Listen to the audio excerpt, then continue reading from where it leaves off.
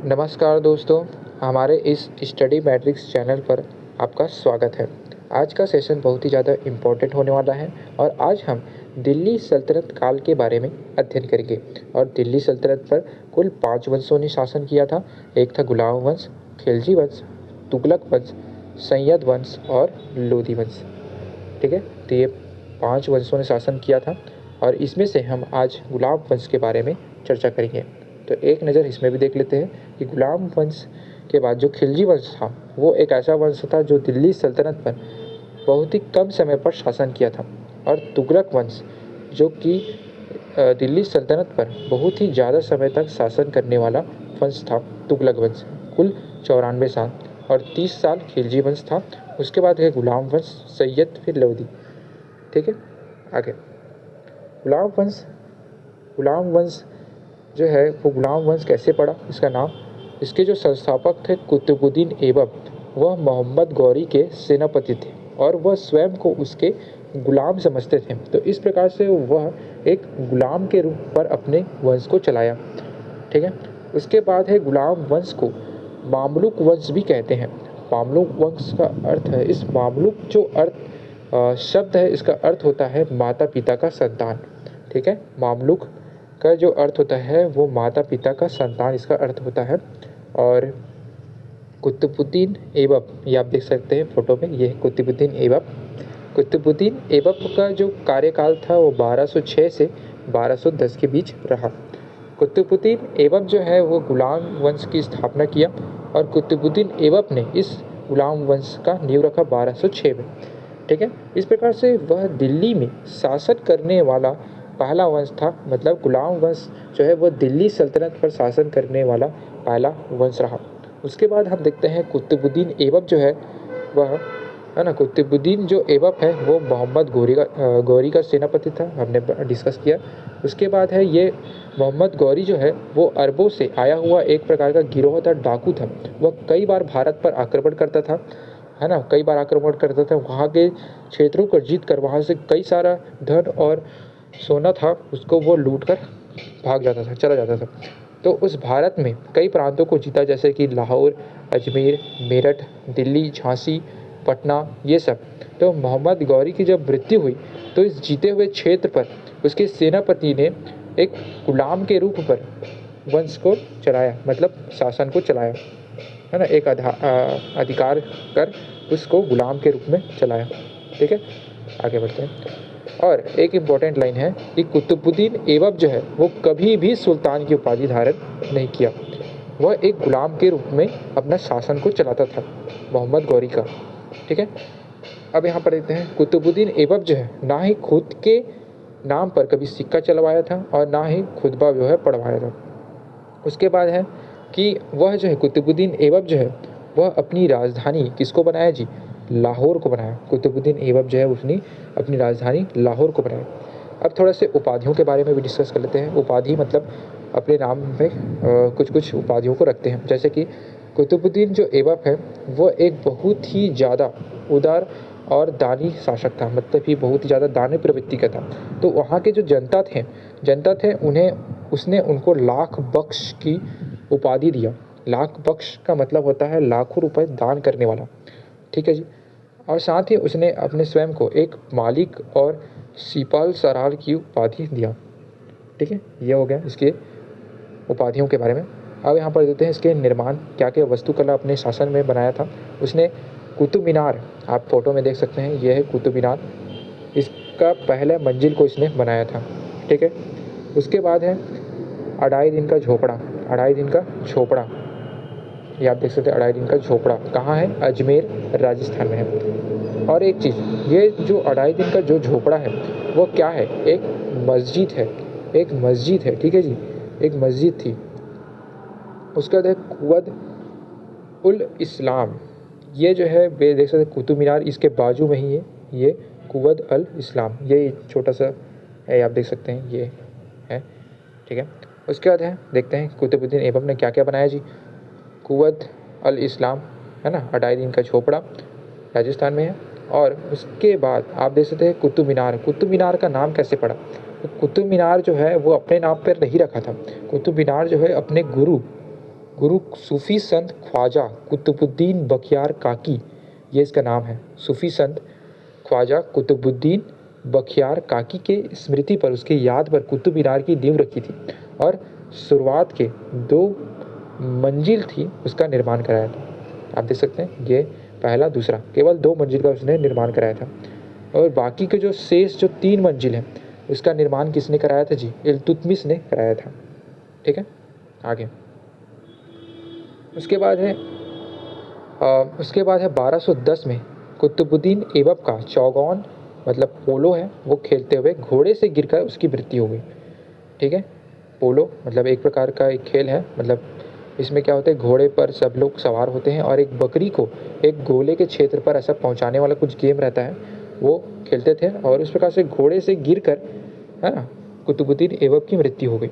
तो उसका जो अगला शासक था वो आराम शाह बनता है, वो उसका पुत्र था कुतुबुद्दीन ऐबक का, लेकिन वह एक अयोग्य शासक था और वह मात्र 1 वर्ष तक उसने शासन किया और बाद में वह गद्दी से हट गया।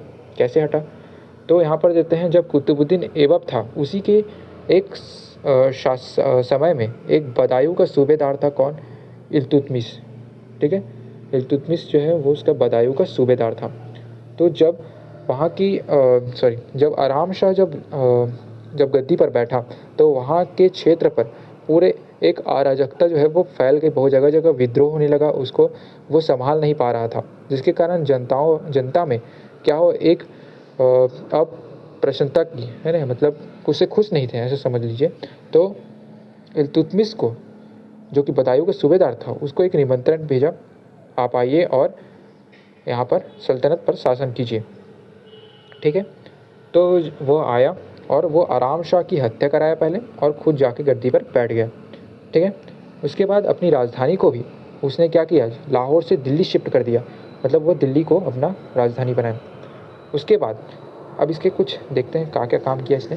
तो इसने इल्तुतमिश जो है वो प्रथम शासक था जिसने 1229 ईस्वी में, है ना, ईस्वी में बगदाद की खलीफा से एक परमिशन लिया, है ना, परमिशन, सुल्तान की परमिशन लेते हुए एक वैधानिक रूप से अपनी एक उपाधि जो है वो ग्रहण किया, स्वीकृत किया। ठीक है, अब देखते हैं इल्तुतमिश के समय में ही मंगोल आक्रमण भी होने लगे, जिसमें से ख्वारिज, आप देख सकते हैं ख्वारिज के एक सुल्तान थे जलालुद्दीन, वो मदद मांगने के लिए किसके पास आए? इल्तुतमिश के पास मदद मांगने आए। तो इल्तुतमिश ने उनको शरण देने से मना कर दिया। क्यों मना किया? अगर वह शरण दे देते जलालुद्दीन को तो मंगोल जो शासक थे चंगेज़ खां, वह इल्तुतमिश पर आक्रमण कर देता, तो जिसके कारण उसने जलालुद्दीन को शरण देने से मना कर दिया। ठीक है, उसके बाद देखते हैं कि इल्तुतमिश ही 40 अमीरों का एक दल का गठन करता है। 40 अमीर या 40 लोगों का एक समूह, सरदारों का एक समूह का गठन करता है। ये 40 लोग बहुत ही ज़्यादा बुद्धिमान, प्रतिभाशाली, योग्य और विश्वसनीय लोग होते हैं। ये राजस्व से जुड़े हुए लोग होते हैं, मतलब ये राजस्व को इकट्ठा करने वाले अधिकारियों और सलाहकारों का एक समूह हुआ करता था। इस दल को तुर्कन ए चहलगाई, आप देख सकते हैं यहाँ पर, तुर्गन ए चहलगानी कहते थे। ठीक है जी। उसके बाद इल्तुतमिश ने कुतुब मीनार के 3 जो शेष जो बचे हुए जो मंजिल थे उसकी निर्माण कराया। उसके बाद है इल्तुतमिश, एक इम्पॉर्टेंट है, इक्ता प्रथा चालू करवाया इल्तुतमिश ने। इक्ता प्रथा क्या होता है? जितने भी सिपाही होते थे, है ना, जितने भी सिपाही होते थे तो उनको वेतन की जगह क्या मिलता था? भूमि प्रदान करता था। मुद्रा या सिक्कों के बदले क्या दे देता था? भूमि प्रदान करता था। जितने भी सिपाही, अधिकारी, ये सब लोग होते हैं उनको भूमि जो है वो प्रदान करता था वेतन की जगह। ठीक है, ठीक। उसके बाद देखते हैं तो वो पहला तुर्की शासक था। कौन? इल्तुतमिश। वो तुर्क से आया हुआ था ना, तो वह चांदी के टाँके और तांबे के जीतल जैसे सिक्कों को जारी किया। अपने शासनकाल में उसने उपाधि भी ग्रहण की और अपने नाम पर सिक्के भी चलवाए। चांदी का टाँका, है ना, टाँका इसे बोलते थे, और तांबे से बना हुआ जीतल, उसको सिक्के जो है वो चलाया करता था। ठीक है जी। अब जो इल्तुतमिश था वह लाल वस्त्र पहनकर न्याय मांगने की भी प्रथा चालू किया। मतलब जो भी प्रजा वगैरह होगा, अगर उसको न्याय की ज़रूरत हो या किस कहीं पर उसको अन्याय होता है तो लाल वस्त्र पहनकर अपने दरबार पर न्याय मांग सकता था। ठीक है, ये उसने प्रथा चालू की थी। उसके बाद है इल्तुतमिश का 1236 में क्या हो गई जी, मृत्यु हो गई, है ना। 1236 पर क्या हो गया, उनकी मृत्यु हो गई। तो जो इल्तुतमिश था वो अपने जब मृत्यु के समय अपना जो अगला उत्तराधिकारी था वो अपनी बेटी रजिया सुल्तान को बनाना चाहती थी, और उसका एक पुत्र था रुकनुद्दीन फिरोज। ठीक है, तो इल्तुतमिश जो है अपनी बेटी को अगला उत्तराधिकारी घोषित कर दिया था। लेकिन क्या हुआ यहाँ पर, जो 40 लोगों का जो सरदारों का जो समूह था तुर्कन ए चहलगानी, वो क्या करता है, वो नहीं चाहते थे कि वह उनका जो शासन है वो एक महिला चलाए, और वो रजिया सुल्तान से जलते भी थे और उनको पसंद नहीं करते थे। तो उन्होंने क्या कर दिया, उनके एक बेटा था रुकनुद्दीन फिरोज, ये एक अयोग्य शासक था, उसको उसने गद्दी पर बैठा दिया। उनको इसलिए गद्दी में बैठाया क्योंकि वो 40 लोग जो थे, मतलब उनका जो समूह था, वो भले ही राजा ये फिरोज जी बने, लेकिन उनका जो असली जो कार्य है, उनका असली ताकत ये 40 लोग चलाना चाहते थे। ठीक है, बाद में रजिया सुल्तान का जो अधिकार है उसके साथ शोषण हुआ था। तो बाद में शोषण हुआ तो उन्होंने लाल वस्त्र पहनकर घोड़े पर सवार होकर इस दरबार पर जनता के बीच अपने न्याय मांगी। आप देख सकते हैं फोटो पर, इस प्रकार से उन्होंने जनता के बीच अपना न्याय मांगे। जनता ने इस चीज़ों को सुना और अपना अगला जो शासक है वो रजिया सुल्तान को दिया। ठीक है, इस प्रकार से। तो इस प्रकार से दिल्ली सल्तनत पर या पूरे बोले मध्यकालीन इतिहास पर पहला प्रथम महिला और अंतिम महिला भी बोल सकते हैं, वो सुल्तान थी। कौन? रजिया सुल्तान। तो ये इम्पोर्टेंट भी हो जाता है, रजिया जो है वो दिल्ली सल्तनत की प्रथम व अंतिम महिला सुल्तान थी। ये एक क्वेश्चन बन सकता है। तो रजिया सुल्तान के शासनकाल में एक जमालुद्दीन याकूत करके था, उसको उसने एक अमीर आखुर पशवखाला का प्रधान बना दिया, मतलब उसका प्रमोशन करा दिया। तो वहाँ के जो 40 लोगों का जो समूह था, 40 जो गठन वाले जो समूह जो तुर्क अमीर थे, उन्होंने रजिया और जमालुद्दीन याकूत के बीच, जनता के बीच प्रेम संबंधों का अफवाह फैला दिया। मतलब इनके बीच क्या कर रहा है, संबंध चल रहा है ऐसा टाइप से। उसके बाद है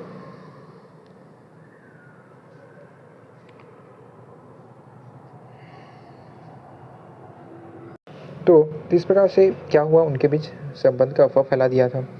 फिर बाद में आप देख सकते हैं कि रजिया जो है, रजिया के सुल्तान के शासनकाल में एक तबर हिंद एक क्षेत्र था, वहाँ के एक सूबेदार थे अल्तुनिया। उसने अपने स्वयं को एक स्वतंत्र, है ना, एक शासक घोषित कर दिया था। मतलब एक प्रकार से विद्रोह किया और स्वयं को एक स्वतंत्र शासक घोषित कर दिया।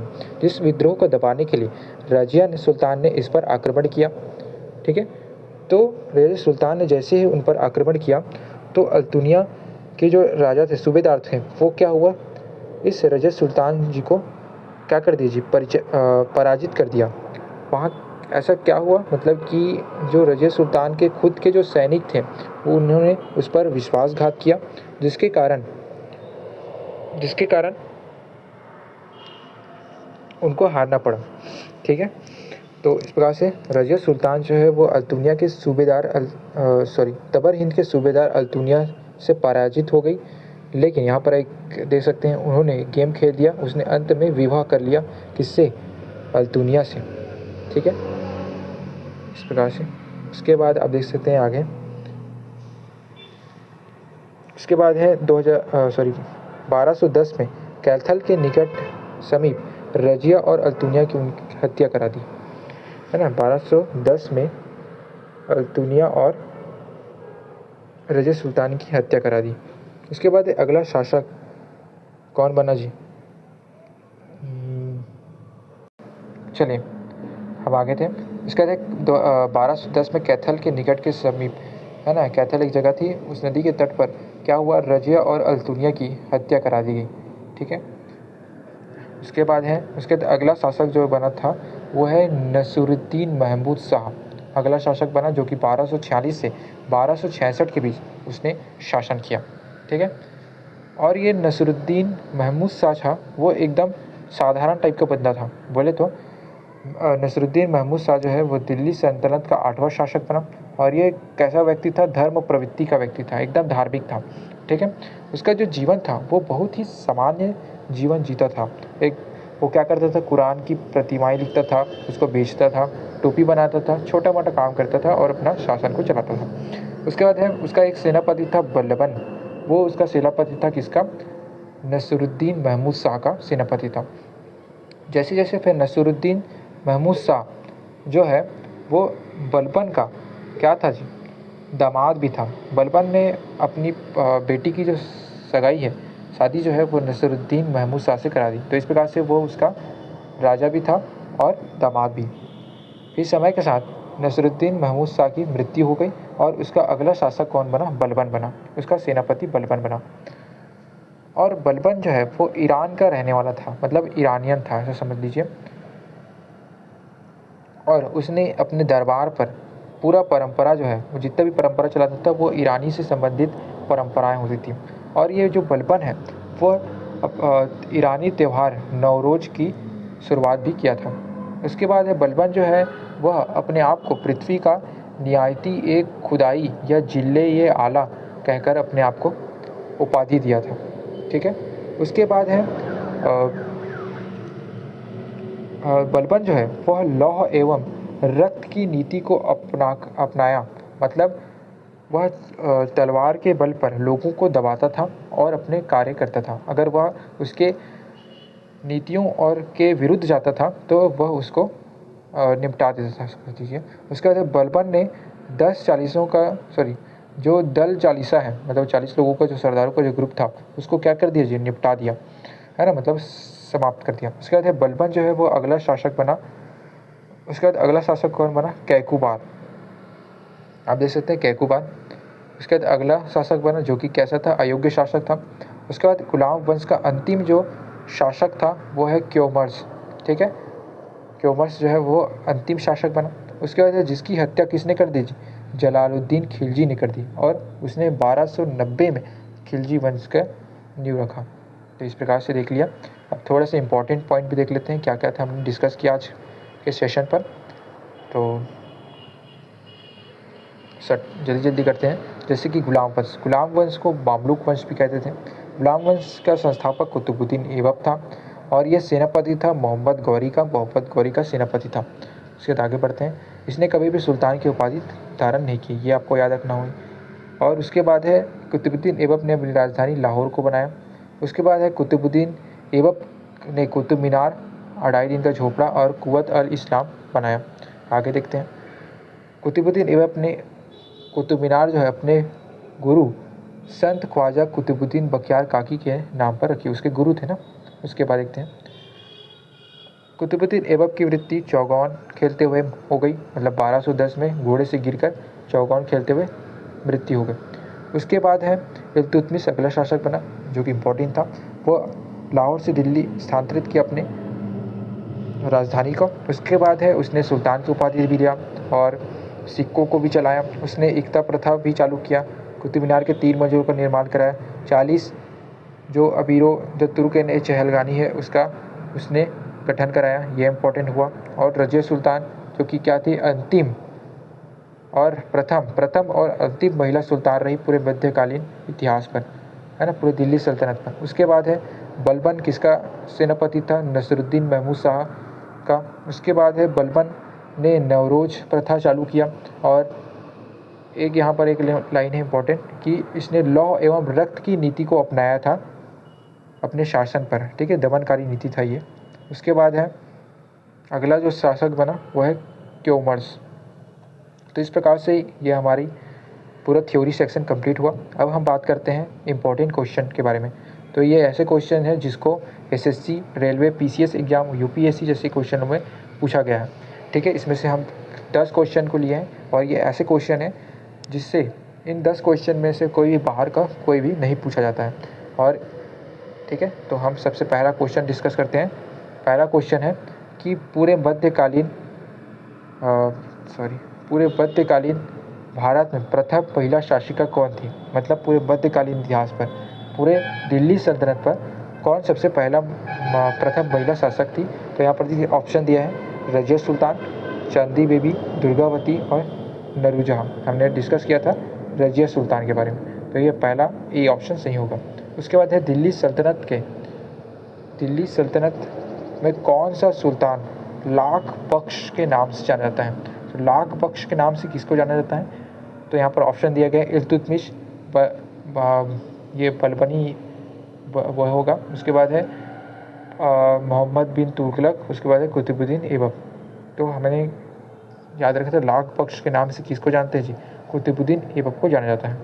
उसके बाद है किस दिल्ली सल्तनत में रक्त एवं लौह की एक नीति को अपनाया था? ये क्वेश्चन पूछा गया था यूपीपीएससी ऐसे क्वेश्चनों पर। तो यहाँ पर देख सकते हैं लौह एवं रक्त की नीति को किसने अपनाया था, आपको याद होगा। तो यहाँ पर ऑप्शन दिया गया है जैसे कि इल्तुतमिश, बलबन, अलाउद्दीन खिलजी और यहाँ पर जो महमूद बिन तुगलक। तो सही ऑप्शन आपको पता होगा बलबन ने रक्त एवं लौह की नीति को अपनाया था। उसके बाद है गुलामों का गुलाम किसे कहा गया है? तो यहाँ पर है ऑप्शन मोहम्मद गौरी, कुतुबुद्दीन ऐबक, बलबन, फिर इल्तुतमिश। तो गुलामों का गुलाम, पहले गुलाम कौन था? कुतुबुद्दीन ऐबक, और उसका कौन गुलाम था? इल्तुतमिश। तो इस प्रकार से जो इल्तुतमिश है उसको गुलामों का गुलाम कहा जाता है। उसके बाद है 40 मंडल, जो 40 लोगों का जो समूह है उसका गठन करने वाला कौन था? तो ऑप्शन ये है बलबन, कुतुबुद्दीन ऐबक और इल्तुतमिश और रजिया सुल्तान। तो सही आंसर होगा इल्तुतमिश। ठीक है, आगे देखते हैं कुतुब मीनार का निर्माण किसने पूर्ण किया था? किसने कुतुब मीनार का पूरा निर्माण कराया? तो ऑप्शन दिए गए हैं कुतुबुद्दीन बख्तियार काकी, जो कि इसके गुरु थे, संत सूफी है ना जी, नसरुद्दीन कुब्जा, इल्तुतमिश और कुतुबुद्दीन ऐबक। तो पूरा निर्माण किसने कराया? तो इल्तुतमिश ने, क्योंकि इसने लास्ट में 3 मंजिल का निर्माण कराया। इस प्रकार से उसने कुतुब मीनार के पूर्ण रूप से निर्माण कराया। उसके बाद है 7वां, निम्नलिखित में से गुलाम वंश का संस्थापक कौन था जो मोहम्मद गौरी का सेनापति था? तो सही क्वेश्चन का आंसर होगा कुतुबुद्दीन ऐबक। उसके बाद है किस शासक का चौगान खेलते हुए मृत्यु हो गई? तो चौगान खेलते हुए कौन गिर गए? ऑप्शन होगा आंसर कुतुबुद्दीन ऐबक। उसके बाद है 9वां, इनमें से किसे मामलुक वंश के नाम से जाना जाता है? किसे मामलुक वंश के नाम से जाना जाता है? तो सही आंसर होगा गुलाम वंश। उसके बाद है दिल्ली पर शासन करने वाले प्रारंभ से अंत तक, मतलब इनमें कौन कौन शासक जो है वो शासन काल में क्रम से आएंगे? तो देख सकते हैं यहाँ पर इल्तुतमिश दिया गया है, फिर रजिया सुल्तान दिया गया है, उसके बाद कुतुबुद्दीन ऐबक। तो पहले कौन आता है? कुतुबुद्दीन ऐबक। उसके बाद कौन आता है? इल्तुतमिश। उसके बाद कौन आता है? रजिया सुल्तान। तो 3 1 2, 3 1 और 2, तो ये पहला जो ऑप्शन होगा वो सही हो जाएगा। तो इस प्रकार से हमने क्वेश्चन भी डिस्कस कर लिया है और ये इंपॉर्टेंट क्वेश्चन भी है दोस्तों। आप इसका PDF डाउनलोड कर सकते हैं, लास्ट में डिस्क्रिप्शन पर इसका PDF दिया गया होगा, और अपना तैयारी अच्छे से कीजिए और बहुत सारे क्वेश्चन को आप मॉक देते रहिए। धन्यवाद।